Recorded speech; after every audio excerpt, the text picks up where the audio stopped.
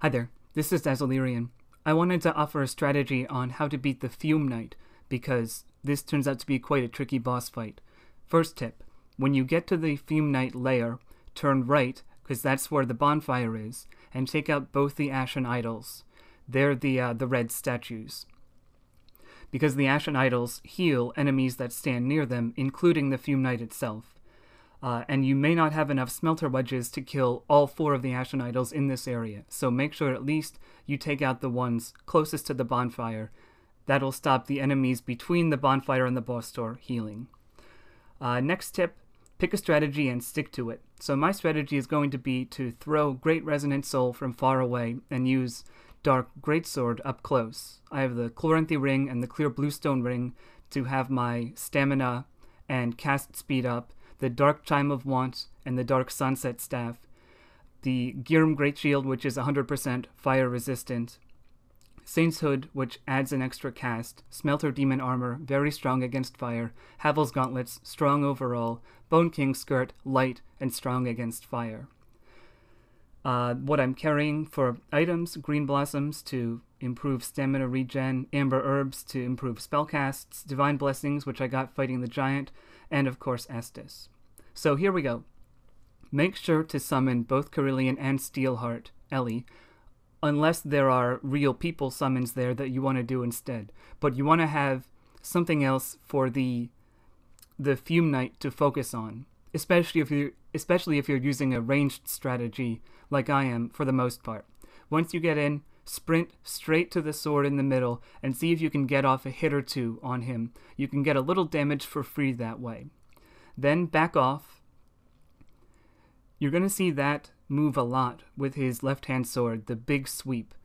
And my strategy against pretty much all his moves is to move around him to the left and try to stay very close to his back.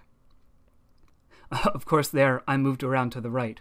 But if you stay close to his back, you avoid getting caught by the sword on the upswing, right about there, which has been a big problem for me in fights like the one against Vendrick, and the one against the both of the Smelter Demons. So for the most part, I'm trying to stay back and fire Great Resonant Soul, which is a fairly quick cast, and the Dark Chime of Want, of course, is the strongest chime in terms of dark, especially if, of course, you infuse it with dark. When his back is to you and he's focusing on one of the other summons, it's a great time to take an Amber Herb or a Green Blossom if you need to, or heal up. This pretty much goes without saying, but you never want to have any health lower than your full amount. So here he just powered up his sword, now it shoots fire, and he has a completely different moveset too, which can really throw people off as they fight him. Apparently if you wear Velstadt's gear, like his gauntlets or anything, the Fume Knight starts the fight with this flaming sword, so there's only one moveset to learn, rather than the one where the sword was normal and then where the sword was flaming. I guess because he and Velstadt kind of ended up on opposite sides when Raime, who's the Fume Knight, rebelled. He just gets really angry when he sees Velstadt and tries to burn him right away.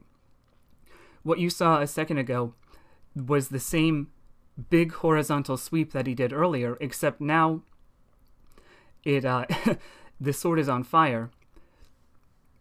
This one, sorry, interrupting myself. When he plunges the sword straight down into the ground, just like when the Smelter Demon does it, he's going to use an area of effect attack like Wrath of the Gods or something that forces you back, which is bad enough, but you can back up and roll out of it, especially if you put your shield up. But the next step is he releases these little fireballs that swirl out and around him, just like Darkstorm, for example. And it's possible to run between them towards him, but I found the best strategy is just to pound the roll button and roll in the same direction that the balls are going. That's what's worked best for me to avoid them. The other really devastating attack is the one you saw right there, where he does a very slow horizontal sweep, and it can throw off your timing because he's doing it so slowly. And it reaches out a lot further than you think a sword normally would. So the thing to do is to roll towards him and slightly to the left, which is where the sword started.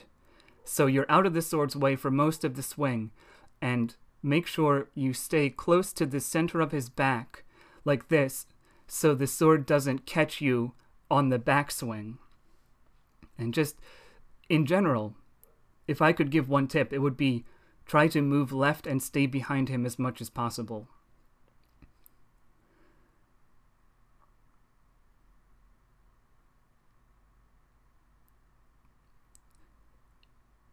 And there we go. This is a really exhausting fight, so celebrate a little bit once you get done with it. I hope this helped. Best of luck against the Fume Knight, and I will see you around Drung Lake.